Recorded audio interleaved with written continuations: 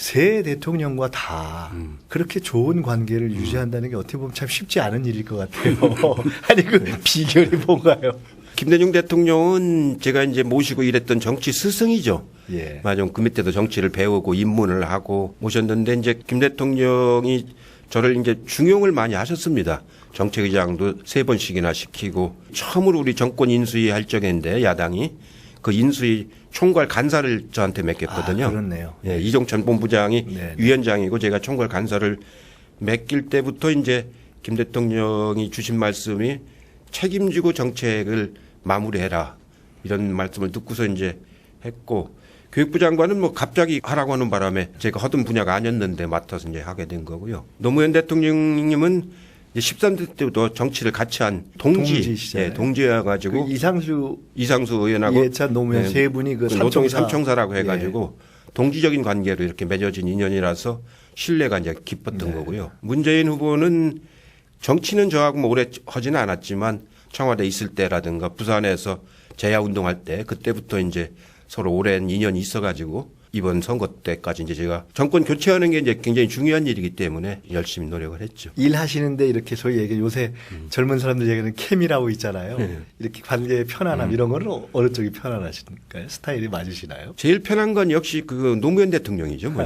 같이 이제 호흡을 맞춰가면서 하고 친구처럼 지내니까. 지금 남북 관계가 참 다행스럽게 새해를 맞아서 이제 반전을 시작하고 있는데 지난 대선 과정에서도 통일, 안보 이런 쪽에 전체적인 흐름을 잡아주시는 역할을 하셨지 않습니까? 평창 올림픽에 북이 참여하도록 해야 한다라는 주장을 쭉 해오셨는데 지금 상황이 이제 그렇게 가고 있지 않습니까? 소감이랄까 또는 평가랄까 뭐 감회랄까 어떠신가요? 문재인 대통령이 당선되시고 나서 제일 어려웠던 부분이 이제 중국하고의 사드 문제 때문에 있는 갈등, 그 다음에 북과의 단절, 이게 이제 제일 어려웠던 문제라서 이걸 풀어내는 것이 굉장히 참 힘들겠다 이렇게 생각을 하고서 저는 이제 우선 중국하고의 갈등을 풀어내는데 이제 역점을 뒀죠. 여러 번 가셨기도 여러 번 하고요. 가서 이제 그 고위층들도 만나고 해서 작년 12월 달에 이제 한중 정상회담을 해가지고 이제 그건 어느 정도 이제 해소가 됐거든요. 그러고서는 이제 남북 관계를 어떻게 푸느냐가 이제 큰 과제였다고 생각을 하는데 다행스럽게도 북한 쪽에서 평창에 참여하겠다는 그런 의사를 밝히면서 고위층 당국자 회담이 이루어지고 1차 회담은 했습니다. 그다음에 평창에 많은 대표단을 보내겠다고 하고 있는데 제가 보기엔 참 다행스러운 일이라고 생각이 들어요. 올해 들어와서 그 두 문제가 이제 순조롭게 진행되니까 우선 한반도를 둘러싼 긴장이 많이 완화가 되잖아요. 네, 그 자체만으로도 이런 분위기를 잘 살려가지고 그 올림픽 이후에도 잘 풀어나가는 것이 아주 중요하다 이런 생각이 좀 듭니다.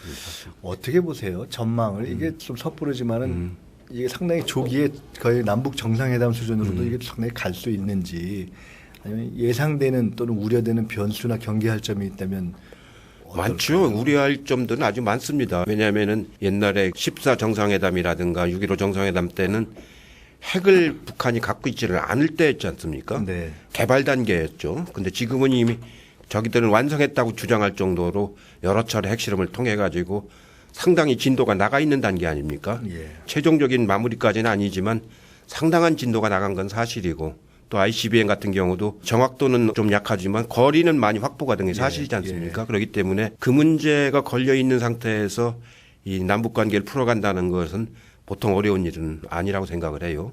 그래서 정상회담 같은 경우를 어차피 그런 문제를 해결하기 위한 정상회담에 돼야 되기 때문에 좀 더 신중하고 체계적으로 잘 접근해야 된다고 지금 생각을 합니다. 제가 지금 말씀을 듣다가 생각을 해보니까 김대중 대통령 때 남북관계 상당히 풀릴 때도 한편으로는 이게 좋은 일이 있으면 또 반작용이 있지 않습니까?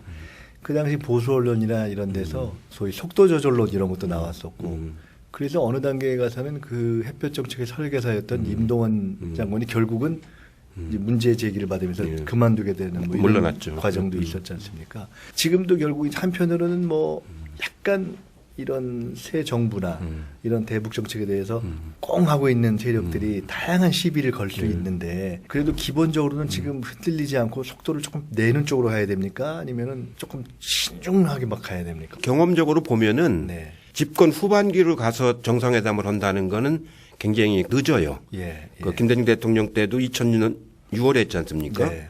노무현 대통령은 임기 얼마 안 남겨놓고 했죠. 했고 그러니까 다음 정권이 그걸 계속 승계해 나간다고 하는 보장이 없기 때문에 예. 이명박 대통령이 들어가지고 금강산 폐쇄부터 시작해가지고 다 무너뜨렸잖아요. 예. 만드는 데는 10년이 걸리는데 무너뜨리는 건 뭐 몇 년 사이면 다 무너뜨리거든요. 네. 그렇기 때문에 이제 불가역적으로 진행되게 하려면은 가능한 집권 상반기에 할 수만 있으면 빨리 하는 할 게 수만 좋군요. 있으면 가능한 빨리 해가지고 진도가 나가야 이게 어느 정도 차근히 뿌리가 내려져 가지고 안정적으로 갈 수가 있기 때문에 가능한다면은 빨리 하는 게 난 좋다고 보고 제가 지난번에 19년도에는 했으면 좋겠다. 19년은 우리나라 나라가 세워진 100주년이 되는 예. 해입니다. 3.1운동 100주년이고 그거는 남북이 공유하는 해거든요. 네, 네. 그렇기 때문에 19년 정도에는 의미 있게 시작을 해서 그 나가는 게 좋겠다 이렇게 생각을. 집권으로 보면은 한 3년 차고 실제 한 2년 반 정도. 2년이죠. 예. 예. 그 문재인 대통령께서 이 외교를 잘할 거냐 이런 우려를 가지는 사람들이 있었는데 일각에서는 김대중 대통령의 신중함과 노무현 대통령의 돌파력을 같이 가진 게 아니냐라는 평을 받을 정도로 상당히 주변 4강 플러스 북한 사이에서 균형을 잡으면서 지금 잘 가시고 있는 것처럼 보이는데 역대 가까이 하셨던 세 분 대통령 가운데 남북 관계를 푸는 기조라든가 그런 어떤 이런 거는 누가 그래도 제일 좀 걸출하셨나요? 남북 관계는 뭐 김대중 대통령이 혈로를 뚫다시피 이제 뚫으신 거고 노무현 대통령은 그걸 이제 실제 정책화 시켜서 확대를 하신 거고 문재인 대통령은 제가 이렇게 보니까 진정성을 다 인정을 받고 있는 것 같아요. 각국 정상들로부터 만나서 얘기를 해보면은 진정한 느낌을 받거든요. 그러니까 중국 태도나 신중성 여러 가지 점에서 언행이라든가 중국에서도 시진핑 주석이 문재인 대통령을 제일 높이 평가하는 게 진정한 사람이다. 그 점이 이제 있으니까 신뢰가 생기니까 대화가 아무래도 되는 거죠. 그런 표현을 썼네요. 그런 표현을 많이 썼죠. 그래서 지금은 시진핑 주석하고는 두 분이 농담을 할 정도로 아주 가까워졌습니다. 정상 간에 가장 중요하다는 인간적 신뢰가 생기는데 그 농담이 우리가 들으면 깜짝 놀랄 농담을 할 정도로 그래요? 그렇게 가까워졌어요. 언젠가 김대중 대통령께서 햇볕 정책이라는 게 미국, 일본, 중국, 러시아, 북한하고 다 잘 지내는 거다. 쉽게 얘기해서 그렇게 말씀하셨던 기억이 나는데 비교적 지금 말씀을 듣고 보면 까다롭다는 트럼프, 시진핑, 뭐 일본이 지금 조금 문제네요. 러시아, 북한까지도 신뢰의 기초를 확 허물어졌던 때보다는 상당히 많이 회복을 했죠. 그러니까 이제 일본하고도 과거와 미래에는 분리하겠다. 과거는 과거대로 다루고 미래에는 한일 간에 또 공조할 일이 많기 때문에 분리해서 접근하기 시작하는 건 아주 잘하신 것 같아요. 어떻게 보시나요? 사실 많은 사람이 야 트럼프 대통령이 저러다가 또 트윗 하나 이상한 거 하는 거 아니야? 뭐 이런 예를 들어 우려라든가 일본과는 당장 이제 혹시 북핵 문제를 어떻게 접근하느냐 그에 따라서 이제 미국의 입장이 강경해질 수도 있고 더 유연해질 수도 이제 있고 이제 그러겠죠. 실제로 이제 이런 평창 올림픽이라든가 교류라든가 이거는 이제 어떻게 보면 낮은 차원에서의 문제라고 보면은 요거도 시비 걸기 어려우니까. 핵심적인 건 이제 북핵 문제를 어떻게 접근할 거냐. 문재인 대통령은 북핵 동결 지금 폐기할 수는 없는 거니까 북핵 동결을 입구로 하고 최종적으로는 평화협정을 맺어서 폐기해야 하는 걸 마지막 출구로 하는 그런 이제 입출구 전략을 가지고 이제 임하시는데 출구야 뭐 나중에 결과론적인 얘기지만 입구를 어떻게 접근해 들어갈 거냐. 그 부분이 가장 핵심 부분인데 아마 평창올림픽 끝나고 나면 이제 한미 간의 군사훈련이 있지 않겠습니까? 그게 4월이나 5월쯤 되면은 그때가 미국이 어떻게 나오느냐.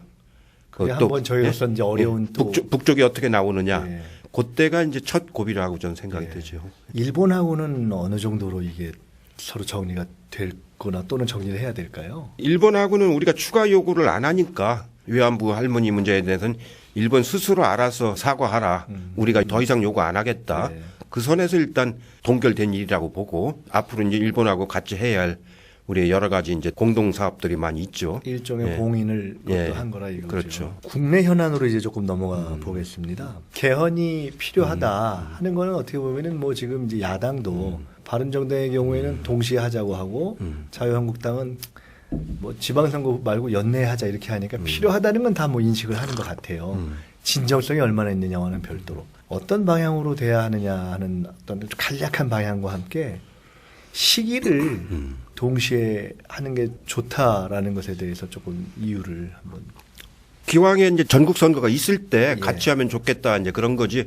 그게 반드시 동시에 해야 된다는 건 그건 아니거든요. 이런 개헌을 따로 하려면 비용이 많이 들고 예. 큰 쟁점이 이게 또 하나 이제 맞으면 제기되는 거기 때문에 기왕에 국민들이 참여할 때 하면 좋겠다 이제 얘기 되는데 개헌 내용은 선택이죠. 이제 그 논의는 많이 됐습니다. 그동안에 국회 개헌특위에서 권력 구조에 관한 문제, 지방 분권에 관한 문제, 기본권에 관한 문제 이런 것들이 많이 논의가 됐기 때문에 거기서 이제 그 각 당이 국민들이 수용할 수 있는 어떤 안을 선택할 거냐 하는 건 선택이거든요. 뭐 하자고 들면은 거기서 바로 선택해서 국민투표에 붙이면 되는 거고 안 하기로 말하면은 어느 당도 단독으로는 못 하게 돼 있지 않습니까? 지금 국회의원 3분의 2의 또 네. 동의가 있어야 되기 때문에 야당이 벌써 120석이기 때문에 예.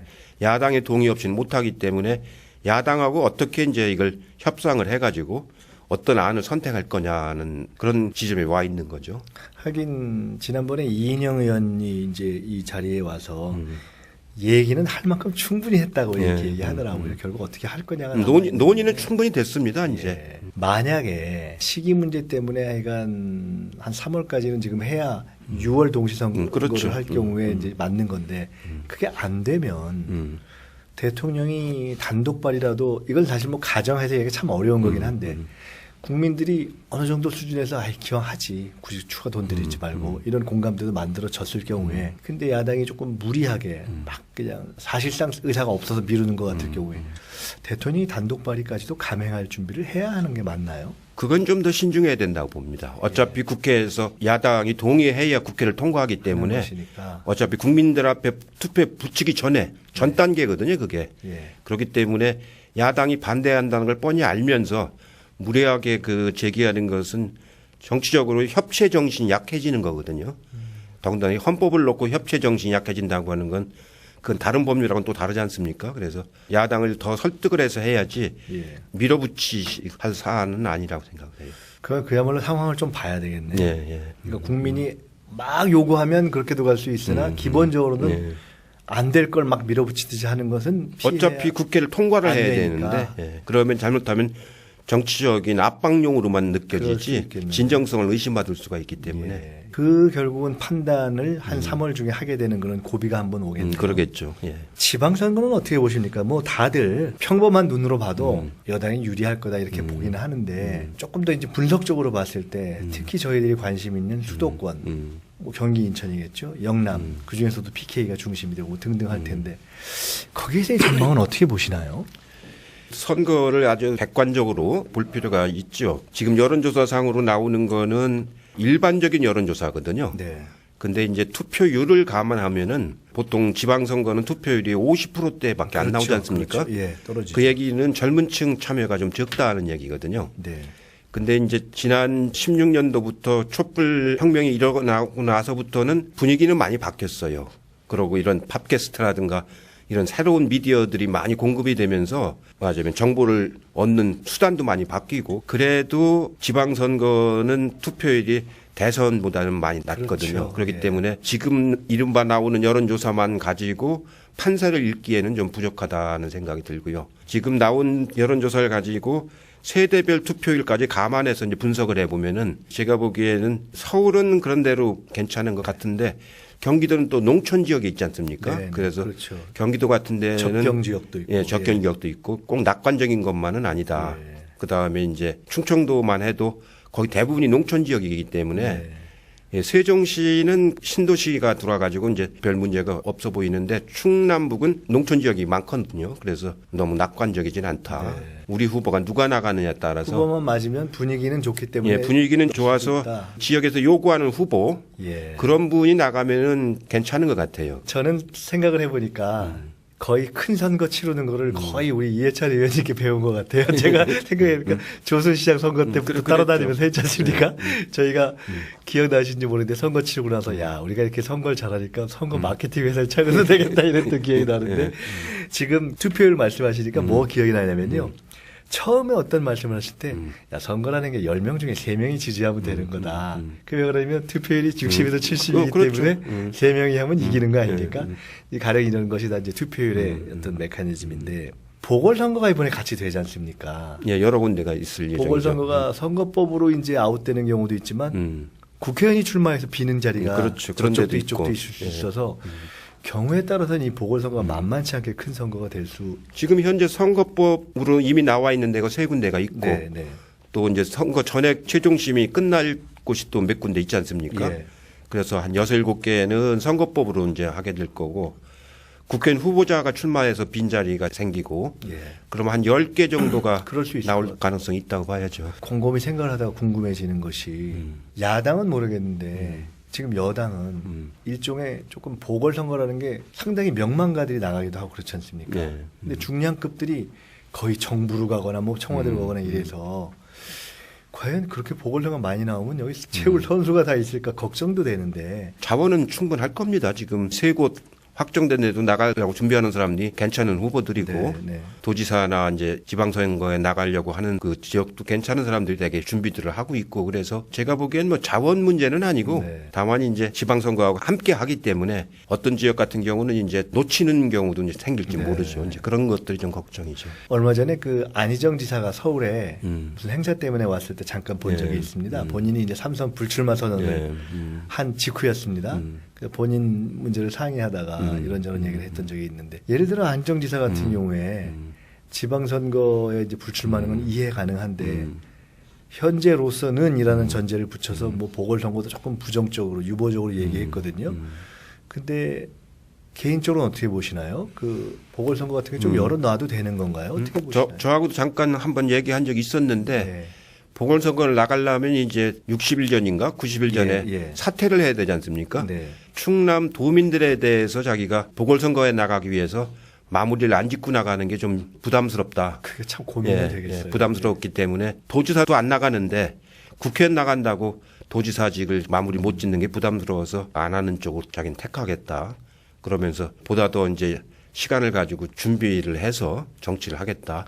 그런 말씀을 하시더라고요. 그 명분이나 도리상으로는 사실 상당히 정론에 해당하는 예. 걸 텐데 당으로서는 한편 좀 고민이 될 수 있을 것 같아요. 당대표는 모르겠습니다. 당대표는 이제 지방선거 끝나고 네. 이제 뭐 7월이나 8월에 하지 않겠습니까?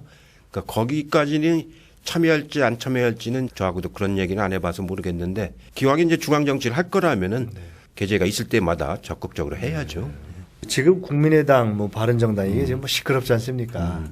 뭐가 어떻게든 하겠죠. 근데 결론이 난 후에 또는 그 과정에서 지금 국민의당의 소위 호남계라고 하는 분들 다 잘 아시는 분들이지 않습니까? 그렇죠. 뭐, 네. 뭐 박지원, 정동영, 뭐 천정배 워낙 잘 아시는 분들인데 본인들이 뭐 어떻게 이야기한 건 아니지만 어떤 상황을 가정했을 때 그분들이 이제 지금 안철수계하고 갈라졌다 이러면 어떻게 돼야 됩니까? 그분들을 흡수해야 된다 아니면 안 된다. 지금 당내에도 갑론을박이 있는 것 같은데 어떻게 보시나요? 지방선거 전까지는 뭐 그렇게 별 변화가 없지 않을까 싶습니다. 2월 달에 이제 통합이 된다고 하면은 네. 그분들이 탈당하고 나올지 아니면 그 당 안에 있으면서 그 당내에서 또 맞으면 역할을 할지 그런 건 잘 모르겠는데 우리 당의 입장에서는 맞으면 지방선거 앞두고 그분들이 온다고 또 과반수가 되는 게 아니지 않습니까? 그렇죠. 그렇기 네. 때문에 오면서 생기는 여러 가지 알력 이런 것들이 많이 생길 거고 왔다고 과반수가 또 되는 게 아닌데 그렇게 하는 것보다는 지방선거를 딱 끝내고 그 결과를 가지고 이제 어차피 정계 개편이 일어나지 않겠습니까? 그때 이제 판단해 보는 게 더 적절치 않을까 그렇게 생각을 어차피 하죠. 플러스보다는 마이너스가 많으니 일단 예. 지방선거 후에 판단해 보는 것이 맞겠다. 그럴 것 같으네요. 며칠 후에 이 방송이 나가는 시점으로 보면 며칠 후에 당의 당무위원회가 열려서 정당발전위원회에서 한 각종 이제 혁신안도 통과가 되고 하는데 집권이 됐고 가장 이제는 이제 원로급이 되셔서 당의 변화를 쭉 지켜보셨는데 여전히 당의 변화나 혁신의 과제가 있다면 많죠. 지금 이제 우리 지금 당이 어떻게 보면은 유일하게 우리나라에서 민주주의를 바치고 있는 유일한 제도 아닙니까? 우리나라는 다른 나라에 비해서 약하거든요. 언론도 약하고 노조도 약하고 시민사회도 약하고 우리 당이 없으면은 이게 전체가 다 허물어질 정도로 그러네요. 이렇게 다른 나라는 취약한 사회가 노조나 시민사회가 다 있잖아요. 예, 예. 우리는 그게 다 약하기 때문에 당이 이제 발전해야 되는데 당이 재래식으로 이제 자꾸 가면 안 되거든요. 선도적으로 이렇게 진취적으로 가야지. 그러니까 이런 텔레비전 방송이라든가 플랫폼 정당이라고 하지 않습니까? 예. 인터넷을 많이 활용하는 그리고 우리는 현재 당원들은 대개 직장인들이 별로 없잖아요. 네. 전부 다 자영업하는 사람들이나 이제 최근에 조금 늘긴 했지만 농촌에 사는 사람들이거나 그렇기 때문에 그거 갖고는 우리나라의 대표성을 담보를 못하지 않습니까? 최근에 이제 인터넷으로 이제 많이 가입은 했지만 그래도 그게 문화화되지는 아직 않았거든요. 그 사람들이 당에 가입만 했지 정당 활동을 하는 건 아니잖아요. 그분들이 당에 가입을 해서 지금 한 150만이 가입했다고 하는데 그분들이 일상적인 정당 활동을 할 수 있는 아직도 전통적인 당원들하고 이렇게 갈라져 있더라고요. 나눠져 있죠. 이제 그래서 일상적인 정당 활동을 할 수 있는 그런 정치 문화를 만들어야 되거든요. 그런 것도 만들어야 되고 그 다음에 이제 의사결정 구조, 특히 이제 당이라고 하는 것이 당원들이 참여해서 맞으면 자기 의사를 표현해서 결정할 수 있는 구조가 있어야 되지 않습니까? 근데 그런 것들이 아주 취약하거든요. 그런 구조들을 빨리 이렇게 제도화 시켜줘야 되죠. 말씀 들어보니까 가장 큰 과제가 엄청나게 늘어난 숫자로도 늘어났고 세대로도 젊어진 그 당원들이 실제로 활동할 수 있는 그 틀과 공간을 만들어주는 그런 게 게 없거든요. 최대의 그거겠네요. 이건 어떻습니까? 뭐 지금 입장에서 야당 걱정까지 저희가 해줄 처지는 아니지만 한국 정치가 제대로 되려면 사실 진보와 보수가 양날개로 서야 되고 여야가 제대로 돼야 협치도 되는 건데 지금 야당이 특히나 제1야당 입장에서 과연 저렇게 가서 어떨까 하는 생각을 저희는 자주 해보게 됩니다. 한국 정치에서 제대로 된 보수 정당이 되려면 야당이 어떻게 갔으면 좋겠다. 혹시 그런 생각은 안 해보시나요? 글쎄 사돈남 걱정은 그러니까 저희도 사돈남 걱정이긴 하지만 사실은 보수는 품위가 있어야 되거든요. 원래 보수는 조금 품격이죠. 품격이 중요한 거 아닙니까? 근데 평균적인 정치인보다도 더 맞으면 이하인 그런 분이 당대표를 하고 있기 때문에 저 당이 잘 발전되기는 좀 어려울 거라고 봅니다. 근데 제가 보기에는 이번 이제 지방선거가 끝나고 나면은 성과를 잘 못 낼 거 아닙니까? 지금으로 봐서는 그럴 것 같은데 본인은 6군데를 얘기를 했는데 6군데는 머림도 없다고 저는 생각이 들기 때문에 그러면 이제 결국은 책임을 지게 되는 그런 상황이 와서 지도부가 이제 교체가 되고 저 당도 다시 한번 이제 개혁 노선으로 다시 들어가야 되겠죠. 그때 이제 어떻게 방향을 잡느냐가 중요한데 저 사람들이 제가 이렇게 보면은 그런 건실한 정치 이거에 대한 관념이 약합니다. 건실한 정치. 건실한 정치에 대한 관념이 약하고 자기 그냥 개인적인 국회의원 하기 위한 수단 그 정도로 정당을 보기 때문에 정치 자체를 아주 진면목하게 발전하는 그런 그 의원들도 많지 않고 그런 의식도 박약하고 그렇기 때문에 잘 발전하기까지는 시간이 꽤 걸릴 거라고 봅니다. 건실한 정치라는 표현을 오늘 제가 또 처음 들었는데 지난 대선 때는 이 선거는 성실하고 진실하고 절실하게 치러야 된다는 사실을 또 말씀해 주셔서 일종의 어록처럼 제게는 참 기억이 되는 것이 많이 있습니다. 그 말씀 듣다가 생각이 나는데요. 몇 해 전인가요? 한참 전인 것 같은데 총리하실 때 그때 홍준표 의원이 무슨 뭔 사건을 갖고 아마 총리 대정부 질의하면서 아주 까탈스럽게 해서 했던 그 장면이 갑자기 생각이 나네요. 혹시 죄송하지만 올해 이제 몇이신가요? 2010년. 내가 이제 올해 66살. 제가 이걸 왜 여쭤보냐면 아마 일반 국민들 가운데는 훨씬 연세가 많은 걸로 생각하는 분들이 있을 겁니다. 벌써 총리 한 지가 벌써 그러니까요. 14년 됐으니까 그렇죠. 지금 예를 들어 한때 같이 대표를 겨뤘던 박지원 원내대표가 훨씬 저 위시잖아요. 근데 뭐 여러 가지 지금 정치 경륜이나 이런 거는 그에 필적하거나 능가하시기 때문에 훨씬 사람들은 나이를 많게 본단 말이에요. 제가 총리할 때가 52살이었습니다. 아, 그런가요? 네. 52에 총리를 하셨나요? 2004년도에 했으니까 그때가 52살이었거든요. 그래서 제 이제 실제 질문은 뭐냐면은 표현은 죄송하지만 아직 젊으시단 말이에요. 근데 너무 뭘 많이 하신 거예요. 그러면 이해찬의 정치적 장르는 뭘까? 저희는 그 생각을 해보게 돼요. 대통령 후보 경선도 이미 한번 하셨단 말이에요. 그런데 국가를 만약에 정책적 능력으로만 본다면 그 이상 꿰뚫고 있는 국정을 꿰뚫고 있는 분이 참 쉽지 않을 겁니다. 당대표를 이미 하시긴 하셨는데 2012년에 그 막 문재인 대통령 후보 되고 당을 흔들 때 그것 때문에 물러나셔서 불과 4개월을 못하. 그렇죠. 오래 못했죠.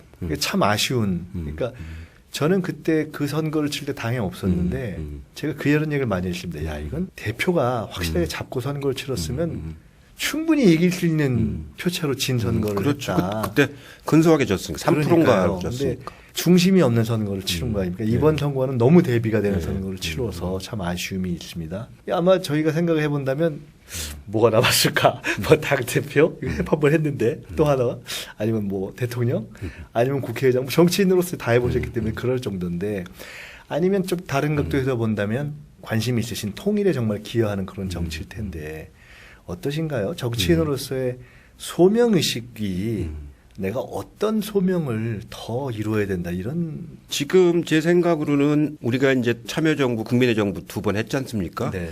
근데 그런 정도 해갖고는 정책이 뿌리를 못 박았거든요. 그래서 투표를 통해서 우리가 더 계속 집권을 해야 되겠다. 적어도 4번, 5번 이렇게 계속 집권을 해야 정책이 뿌리가 내려져서 정착이 그렇죠. 되는 거거든요. 오랜만에 집권을 했는데 계속 집권을 해야 되겠다. 영구 집권이나 장기 집권이 아니고 계속 집권입니다. 저는 요새 연속 집권이라고 표현하거든요. 연속 집권. 예. 연속 집권을 해서 네. 뿌리를 내려야 되겠다. 예. 그 일을 하는데 이제 제가 마지막으로 정치적인 역할을 예. 하는 게 중요하겠다. 이제 그 생각을 요새 많이 하고 있고요. 그 중에서는 이제 직책이 뭐가 주어지냐는 건 그렇게 뭐 중요한 일은 아니고 네. 가능한 이제 계속 집권하는 정당을 만들어야겠다는 거 하고 그 다음에 그렇게 해야 또 이제 남북 관계를 풀어갈 수가 있는 거죠. 네. 그 남북 관계도 풀어가지고 공존할 수 있는 그런 틀을 만들어야 되겠다. 지금 2가지를 주로 지금 생각을 하고 있죠. 어떻게 보면 그게 같이 이제 같이 10개의 한 가지 맞물리는 겁니다. 예.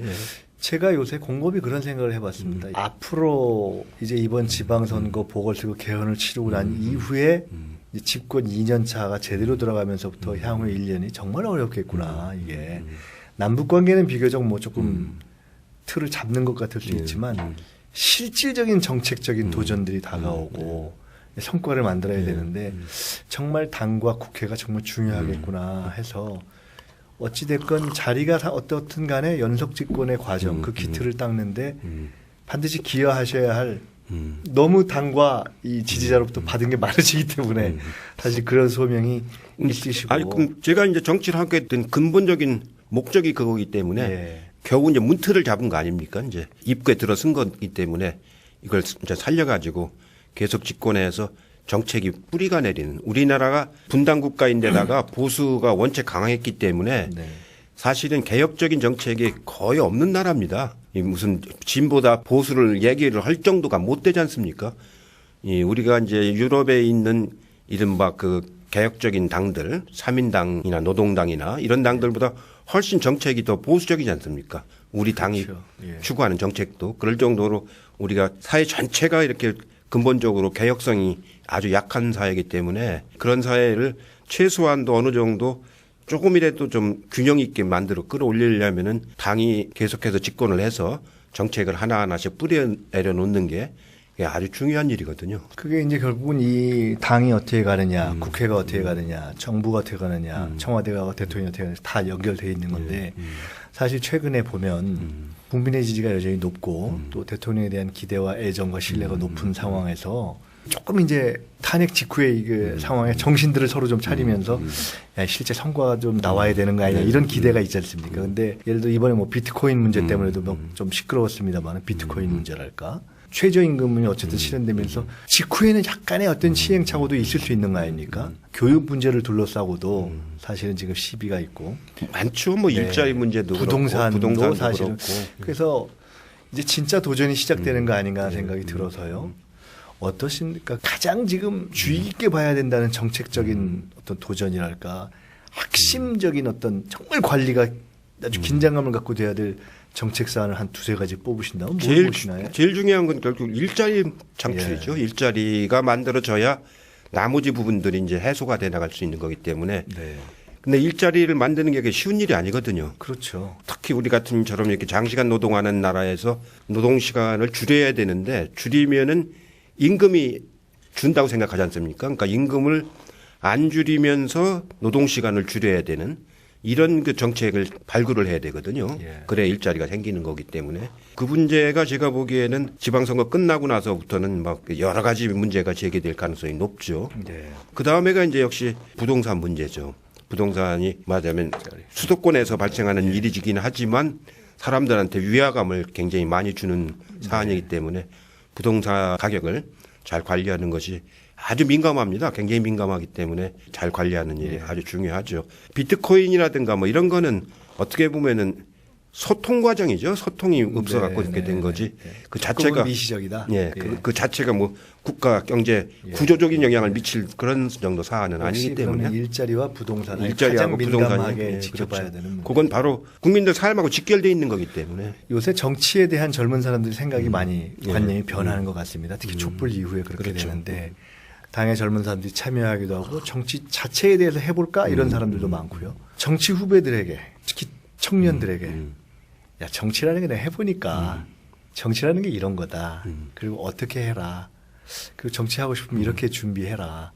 그런 말씀을 좀 한번. 저도 이제 정치를 어느덧 한 지가 벌써 이제 30년 이렇게 됐는데 정치야말로 정말 그 어려운 분야죠. 모든 사회적인 갈등이 다 모여 있는 데서 해법을 찾아 나가야 되는 거기 때문에 그리고 늘 국민들로부터 평가를 받아서 이제 나가는 거기 때문에 굉장히 어려운 분야입니다. 어려운 분야인데 정치를 할 거라면 좀 일찍 하는 게 좋아요.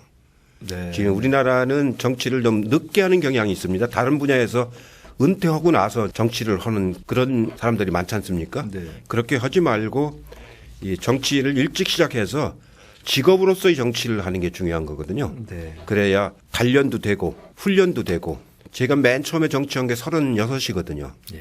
그렇기 때문에 한 30년을 하는 동안에 배워가면서 정치를 이제 쭉 해온 거 아닙니까? 옛날 분도 김대중 대통령이나 김영삼 대통령이나 다 일찍 했습니다. 그렇죠. 20대부터 정치를 실패도 일찍 해버렸고 실패도 일찍 하고 그러면서 나중에 이제 민주화를 이끌어가는 지도자가 된 거 아닙니까?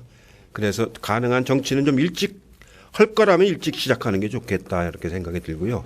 그 다음에 이제 정치를 하려면은 결국은 이제 국민들하고 이제 얼마만큼 소통을 하느냐가 이제 중요한 거기 때문에 많은 사람들하고 말하자면 소통하는 그런 노력을 해야죠. 제가 이제 민원을 많이 다뤄봤는데 민원 다룬다고 표를 주는 건 아닙니다. 근데 민원을 다루는 과정 속에서 사람하고 소통하게 되지 않습니까? 열심히 설명을 해주면은 안 돼도 좀 덜 섭섭해하죠. 예. 어떤 건 그렇게 하면 되기도 하고 예. 또 안 되더라도 최선을 다해 성의껏 네, 해줬다라는 그런 마음이 생기는 거거든요. 그런 그 여러 가지 사회적인 이슈 이런 것들을 그분들하고 얘기도 하고 그렇게 하는 정치라는 건 기본적으로 퍼블릭 이슈를 풀어내는 거거든요. 뭐 사적인 것도 있지만 대체적으로 정치라고는 공적인 문제를 풀어내는 거기 때문에 그걸 풀어가는 과정, 대화도 하고 자료도 준비도 하고 이런 과정이 자꾸 경험을 할수록 이게 자꾸 성숙돼 가죠, 이제. 서점에 가면 베스트셀러 중에요. 네. 서대원 씨가 지금 주역 강의라는 책이 있는데요. 네. 그게 점으로서의 주역이 아니라 일종의 정치 철학으로서 해설한 굉장히 재미있는 책인데 그 책에 보면 정치에 대해서 얘기를 하면서 가급적 들판에서 일찍 시작하라 이렇게 써 있어요. 그래서 제가 그 구절이 생각이 나는데요. 보기에 따라서는 정말 이제 어려운 과정을 잘 일관되게 오시기도 했고 또 어떻게 보면 야 어떻게 저렇게 새 대통령을 거치면서 일관되게 중용되고 참 그러셨을까 참 기가 막히다 이렇게 볼 수도 있을 것 같아요. 정치인 이해찬을 스스로 지켜준 것은 그리고 내가 이렇게 오늘날까지 비교적 스스로 떳떳하고 남들 보기에 정말 이런 위치에 있도록 지켜준 가장 큰 것은 무엇일까요? 퍼블릭 마인드라고 봐야죠. 정치라고 하는 건 기본적으로 퍼블릭 마인드로 퍼블릭 이슈를 해결하는 거거든요. 공적인 자세, 공적인 자세로 예. 공적인 문제를 해결하는 거거든요. 그분들 모시고 할 적에 전부 다 그 퍼블릭 마인드가 있기 때문에 가능한 거지 개인적인 이해관계나 이런 거 같으면 그렇게 하기는 어렵죠. 우리 사회가 가지고 있는 이 퍼블릭 이슈를 그분들과 함께 해결하겠다. 늘 공적인 문제를 우선해서 생각하고 풀어가겠다는 그게 딱 마음에 있는 게 그거죠. 정치인의 예. 기본 마음. 그래야 이제 그분들이 대통령이 돼야 문제가 또 해결되고 예, 그러는 거니까요. 저 혼자는 해결 못하는 문제이지만 그분들을 대통령 되는데 도와드려 가지고 그 대통령의 힘으로 문제를 해결할 수가 있는 거 아닙니까? 오늘 뭐 하여간 개인적인 주제부터 뭐 정책적인 주제, 그다음에 현재 정치 현황까지 좀 두루 좀 이렇게 여쭤봤습니다. 그야말로 새해 벽두에 저희가 뭐 당이나 당원이나 국민들이 관심 갖는 정치적 주제를 한번 간단하게지만 워낙 핵심을 다 짚어주셨기 때문에 다 훑어본 것 같습니다. 제야운동으로 시작해서 13대 초선 때는 몇이셨죠? 그때가 36살. 그러니까 30대 초선. 그 다음에 저는 오늘 저도 듣고 다시 깜짝 놀랐는데 쉬운 틀에 국무총리 하시고 이제는 원로. 근데 그 원로라는 것도 그냥 집에 가 있는 원로가 아니고 여전히 일하시는 원로가 대신 대장부엉이 이해찬 의원님을 모신 것이 저에게는 참 좋은, 아마 정치에 대해 관심 있는 분들께는 최고의 교사를 오늘 모시고 정치대학을 한 것 같습니다. 특히 연속집권이라는 주제를 던져주시고 그걸 위해서 이제 기여하겠다라는 말씀. 계속 집권이라는 표현보다는 연속 집권이 더 좀 좋겠네요. 부드럽죠. 네, 그렇군요. 그러니까 정말 감사하고요. 더 큰 기여해 주시길 바라고 잘 저희에게 따라가겠습니다. 감사합니다. 네, 수고하셨습니다. 예, 감사합니다. 드렸잖아요. 예. 만드는 데는 10년이 걸리는데 무너뜨리는 건 뭐 몇 년 사이면 다 무너뜨리거든요. 네. 그렇기 때문에 이제 불가역적으로 진행되게 하려면은 가능한 집권 상반기에 할 수만 있으면 빨리 하는 할 게 수만 좋군요. 있으면 가능한 빨리 해가지고 진도가 나가야 이게 어느 정도 차근히 뿌리가 내려져 가지고 안정적으로 갈 수가 있기 때문에 가능한다면은 빨리 하는 게 난 좋다고 보고 제가 지난번에 19년도에는 했으면 좋겠다. 19년은 우리나라 나라가 세워진 100주년이 되는 예. 해입니다. 3.1운동 100주년이고 그거는 남북이 공유하는 해거든요. 네, 네. 그렇기 때문에 19년 정도에는 의미 있게 시작을 해서 나가는 게 좋겠다 이렇게 생각을. 집권으로 보면은 한 3년 차고 실제 한 2년 반 정도. 2년이죠. 예. 예. 그 문재인 대통령께서 이 외교를 잘할 거냐 이런 우려를 가지는 사람들이 있었는데 일각에서는 김대중 대통령의 신중함과 노무현 대통령의 돌파력을 같이 가진 게 아니냐라는 평을 받을 정도로 상당히 주변 4강 플러스 북한 사이에서 균형을 잡으면서 지금 잘 가시고 있는 것처럼 보이는데 역대 가까이 하셨던 세 분 대통령 가운데 남북 관계를 푸는 기조라든가 그런 어떤 이런 거는 누가 그래도 제일 좀 걸출하셨나요? 남북 관계는 뭐 김대중 대통령이 혈로를 뚫다시피 이제 뚫으신 거고 노무현 대통령은 그걸 이제 실제 정책화 시켜서 확대를 하신 거고 문재인 대통령은 제가 이렇게 보니까 진정성을 다 인정을 받고 있는 것 같아요. 각국 정상들로부터 만나서 얘기를 해보면은 진정한 느낌을 받거든요. 그러니까 중국 태도나 신중성 여러 가지 점에서 언행이라든가 중국에서도 시진핑 주석이 문재인 대통령을 제일 높이 평가하는 게 진정한 사람이다. 그 점이 이제 있으니까 신뢰가 생기니까 대화가 아무래도 되는 거죠. 그런 표현을 썼네요. 그런 표현을 많이 썼죠. 그래서 지금은 시진핑 주석하고는 두 분이 농담을 할 정도로 아주 가까워졌습니다. 정상 간에 가장 중요하다는 인간적 신뢰가 생기는데 그 농담이 우리가 들으면 깜짝 놀랄 농담을 할 정도로 그래요? 그렇게 가까워졌어요. 언젠가 김대중 대통령께서 햇볕 정책이라는 게 미국, 일본, 중국, 러시아, 북한하고 다 잘 지내는 거다. 쉽게 얘기해서 그렇게 말씀하셨던 기억이 나는데 비교적 지금 말씀을 듣고 보면 까다롭다는 트럼프, 시진핑, 뭐 일본이 지금 조금 문제네. 러시아, 북한까지도 신뢰의 기초를 확 허물어졌던 때보다는 상당히 많이 회복을 했죠. 할 때 하면 좋겠다 이제 얘기 되는데 개헌 내용은 선택이죠. 이제 그 논의는 많이 됐습니다. 그동안에 국회 개헌특위에서 권력 구조에 관한 문제, 지방 분권에 관한 문제, 기본권에 관한 문제 이런 것들이 많이 논의가 됐기 때문에 거기서 이제 그 각 당이 국민들이 수용할 수 있는 어떤 안을 선택할 거냐 하는 건 선택이거든요. 뭐 하자고 들면은 거기서 바로 선택해서 국민투표에 붙이면 되는 거고. 안 하기로 말하면은 어느 당도 단독으로는 못 하게 돼 있지 않습니까? 지금 국회의원 3분의 2의 또 동의가 있어야 되기 때문에 야당이 벌써 120석이기 때문에 야당의 동의 없이는 못 하기 때문에 야당하고 어떻게 이제 이걸 협상을 해가지고 어떤 안을 선택할 거냐는 그런 지점에 와 있는 거죠.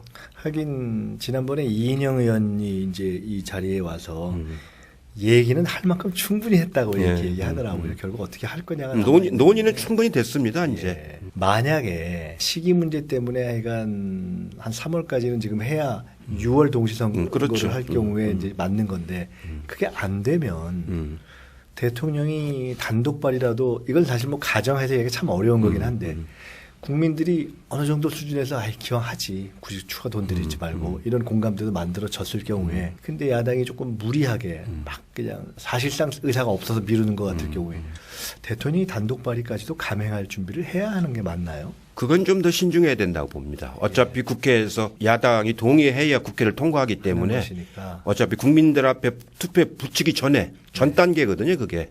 그렇기 때문에 야당이 반대한다는 걸 뻔히 알면서 무례하게 그 제기하는 것은 정치적으로 협체 정신이 약해지는 거거든요. 더군다나 헌법을 놓고 협체 정신이 약해진다고 하는 건 그건 다른 법률하고는 또 다르지 않습니까? 그래서 야당을 더 설득을 해서 해야지 예. 밀어붙이할 사안은 아니라고 생각해요. 그야말로 상황을 좀 봐야 되겠네. 예, 예. 그러니까 국민이 막 요구하면 그렇게도 갈 수 있으나 기본적으로는 예. 안 될 걸 막 밀어붙이듯이 하는 것은 어차피 국회를 통과를 안 해야 되니까. 되는데 예. 그러면 잘못하면 정치적인 압박용으로만 그럴 수 느껴지지 있겠네요. 진정성을 의심받을 수가 있기 때문에 예. 그 결국은 판단을 한 3월 중에 하게 되는 그런 고비가 한번 오겠네요. 그러겠죠. 예. 지방선거는 어떻게 보십니까? 뭐 다들 평범한 눈으로 봐도 여당이 유리할 거다 이렇게 보기는 하는데 조금 더 이제 분석적으로 봤을 때 특히 저희들이 관심 있는 수도권, 뭐 경기 인천이겠죠, 영남. 그렇게도 북한 쪽에서 평창에 참여하겠다는 그런 의사를 밝히면서 고위층 당국자 회담이 이루어지고 1차 회담은 했습니다. 그다음에 평창에 많은 대표단을 보내겠다고 하고 있는데 제가 보기엔 참 다행스러운 일이라고 생각이 들어요. 올해 들어와서 그 두 문제가 이제 순조롭게 진행되니까 우선 한반도를 둘러싼 긴장이 많이 완화가 되잖아요. 네, 그 자체만으로도 이런 분위기를 잘 살려가지고 그 올림픽 이후에도 잘 풀어나가는 것이 아주 중요하다 이런 생각이 좀 듭니다. 어떻게 보세요? 전망을 이게 좀 섣부르지만은 이게 상당히 조기에 거의 남북 정상회담 수준으로도 이게 상당히 갈 수 있는지 아니면 예상되는 또는 우려되는 변수나 경계할 점이 있다면 많죠. 우려할 점들은 아주 많습니다. 왜냐하면은 옛날에 14 정상회담이라든가 6.15 정상회담 때는 핵을 북한이 갖고 있지를 않을 때였지 않습니까? 네. 개발 단계였죠. 근데 지금은 이미 저기들은 완성했다고 주장할 정도로 여러 차례 핵실험을 통해 가지고 상당히 진도가 나가 있는 단계 아닙니까? 예. 최종적인 마무리까지는 아니지만 상당한 진도가 나간 건 사실이고 또 ICBM 같은 경우도 정확도는 좀 약하지만 거리는 많이 확보가 된 게 사실이지 않습니까? 그렇기 때문에 그 문제가 걸려 있는 상태에서 이 남북 관계를 풀어간다는 것은 보통 어려운 일은 아니라고 생각을 해요. 그래서 정상회담 같은 경우를 어차피 그런 문제를 해결하기 위한 정상회담에 돼야 되기 때문에 좀 더 신중하고 체계적으로 잘 접근해야 된다고 지금 생각을 합니다. 제가 지금 말씀을 듣다가 생각을 해보니까 김대중 대통령 때 남북관계 상당히 풀릴 때도 한편으로는 이게 좋은 일이 있으면 또 반작용이 있지 않습니까? 그 당시 보수 언론이나 이런 데서 소위 속도 조절론 이런 것도 나왔었고 그래서 어느 단계에 가서는 그 햇볕 정책의 설계사였던 임동원 장관이 결국은 이제 문제 제기를 받으면서 그만두게 되는 뭐 이런 물러났죠. 과정도 있었지 않습니까? 지금도 결국 한편으로는 뭐 약간 이런 새 정부나 이런 대북 정책에 대해서 꽁 하고 있는 세력들이 다양한 시비를 걸 수 있는데 그래도 기본적으로는 지금 흔들리지 않고 속도를 조금 내는 쪽으로 가야 됩니까? 아니면은 조금 신중하게 막 가야 됩니까? 경험적으로 보면은 네. 집권 후반기로 가서 정상회담을 한다는 거는 굉장히 늦어요. 예. 그 김대중 대통령 때도 2000년 6월에 했지 않습니까? 네. 노무현 대통령은 임기 얼마 안 남겨놓고 했죠. 했고 그러니까 다음 정권이 그걸 계속 승계해 나간다고 하는 보장이 없기 때문에 예. 이명박 대통령이 들어가지고 금강산 폐쇄부터 시작해가지고 다 무너. 예. 그러니까 이제 일본하고도 과거와 미래에는 분리하겠다.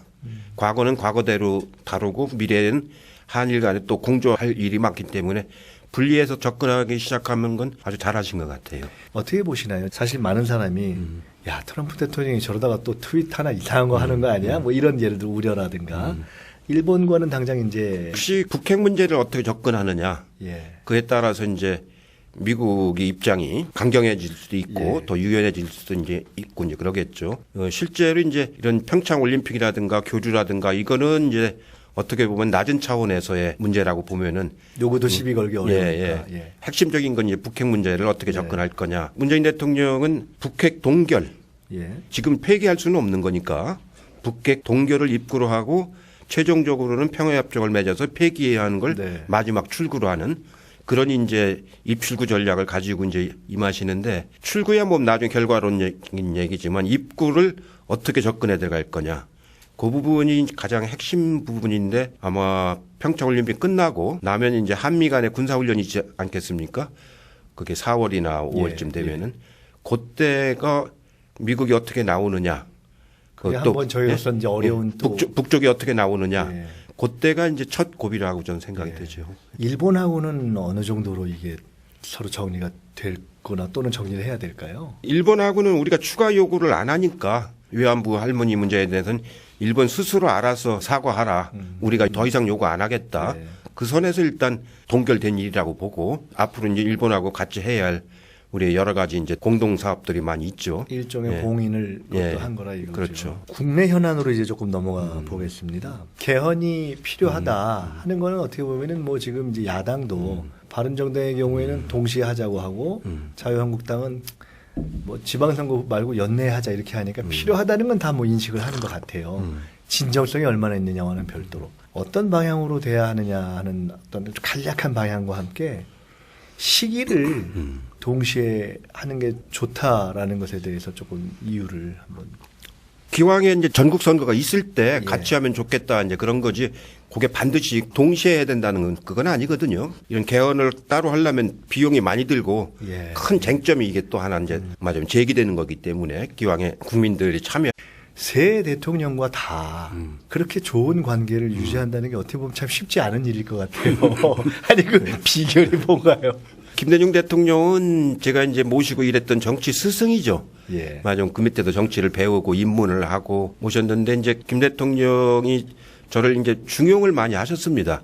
정책의장도 3번씩이나 시키고 처음으로 우리 정권 인수위 할 적인데 야당이 그 인수위 총괄 간사를 저한테 맡겼거든요. 아, 그렇네요. 예, 이종찬 본부장이 네. 위원장이고 제가 총괄 간사를 맡길 때부터 이제 김 대통령이 주신 말씀이 책임지고 정책을 마무리해라 이런 말씀을 듣고서 이제 했고 교육부 장관은 뭐 갑자기 하라고 하는 바람에 제가 하던 분야가 아니었는데 맡아서 이제 하게 된 거고요. 노무현 대통령님은 이제 13대 때부터 정치를 같이 한 동지시잖아요. 동지여가지고 그 이상수 의원하고 이해찬 노무현 예, 세 분이 그 노동의 삼총사. 삼총사라고 해가지고 동지적인 관계로 이렇게 맺어진 인연이라서 신뢰가 이제 깊었던 네. 거고요. 문재인 후보는 정치는 저하고 뭐 오래 하지는 않았지만 청와대 있을 때라든가 부산에서 재야 운동할 때 그때부터 이제 서로 오랜 인연이 있어가지고 이번 선거 때까지 이제 제가 정권 교체하는 게 이제 굉장히 중요한 일이기 때문에 열심히 노력을 했죠. 일하시는데 이렇게 소위 얘기 요새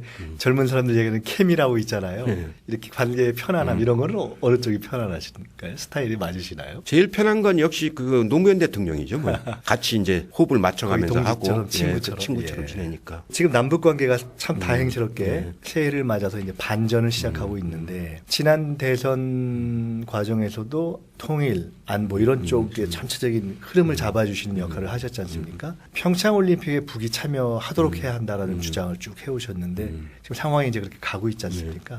소감이랄까 또는 평가랄까 뭐 감회랄까 어떠신가요? 문재인 대통령이 당선되시고 나서 제일 어려웠던 부분이 이제 중국하고의 사드 문제 때문에 있는 갈등, 그 다음에 북과의 단절, 이게 이제 제일 어려웠던 문제라서 이걸 풀어내는 것이 굉장히 참 힘들겠다 이렇게 생각을 하고서 저는 이제 우선 중국하고의 갈등을 풀어내는데 이제 역점을 뒀죠. 여러 번 가셨기도 여러 번 하고요. 예. 가서 이제 그 고위층들도 만나고 해서 작년 12월 달에 이제 한중 정상회담을 해가지고 이제 그건 어느 정도 이제 해소가 됐거든요. 그러고서 이제 남북 관계를 어떻게 푸느냐가 이제 큰 과제였다고 생각을 하는데 다행스럽게